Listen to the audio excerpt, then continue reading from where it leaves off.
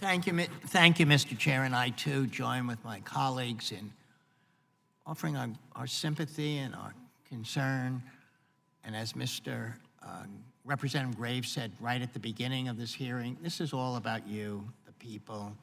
I can't imagine what you're going through, but I'm so glad you're here to keep us focused that it's all about the people who have been impacted.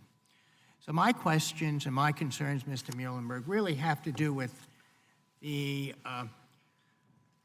certification process. You know, the JATR, that report, the technical review, found that despite significant advances being made since the MAX was originally certificated in 1967, these advances, which have led to significant improvements in the safety of air transportation, the MAX failed to incorporate many of these designs and technology advancements as they were deemed impractical.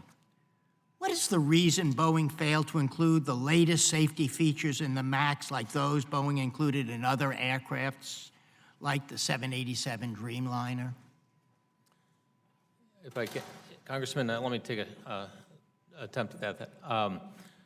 So as we're developing a product, and again, I want to go back to one of the biggest ways we can have safety is for the pilots to be able to transition from one airplane to the next and not have to have a big difference, whether it's the crew alerting system or how the systems operate. So what you, excuse me, so what you're saying is you did not include these improvements because it was difficult for the pilots to transition? It's not a question of it's difficult, it's we want the crews to not have to think about which model they're in so that their training that they've gone through applies to either model. And they handle each airplane exactly because when you walk on the airplane, you want the pilots to be comfortable flying that product. So the question is then, as you point out, this is an aircraft who was originally certified in 1967, has not had a full certification since, and the reason had to do with the ease in which pilots could move between different aircrafts of the same family. I want to go on. The JATR report found that there are no federal criteria for determining, quotes, when the core attributes of an existing design make it fundamentally incapable of supporting the safety advancements introduced by the latest amendments to airworthiness standards. So for the FAA, they don't have a federal criteria when you have to go to a full assessment versus this.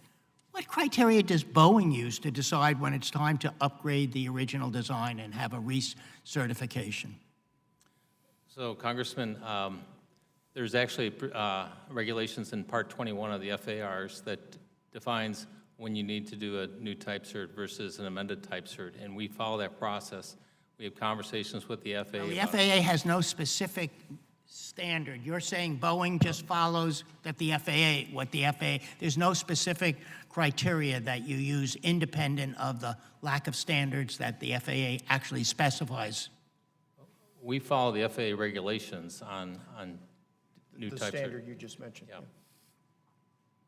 Okay, last question. So I'm very unclear on what that answer means.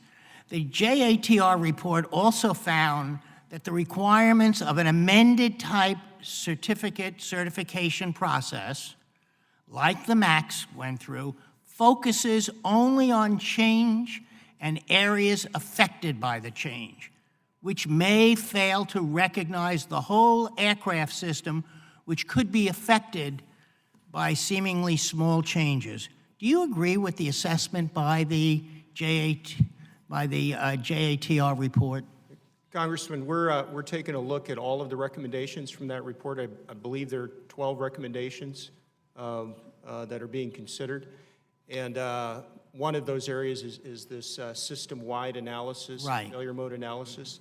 And we have identified that as a potential area for improvement going forward. So that's an action we look forward to supporting and making appropriate changes. I think it's an area worth looking at. So you have not, or you're looking at the report, decided how in the future aircraft designs that seek to fall under an amended type certificate rather than a new type certification. You're discussing and you will be looking at when an amended type or a full certification is going to be needed.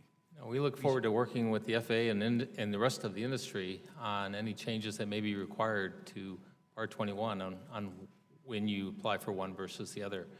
But, you know, the amended type cert is still, you upgrade to the later amendments, later safety requirements as you make change to the airplane. So I just want to imply that, you know, the MAX, the requirements that the MAX is certified to, even though it's an amended type cert, it's meeting some later safety requirements than earlier versions of the 737. And thank you, and I yield back.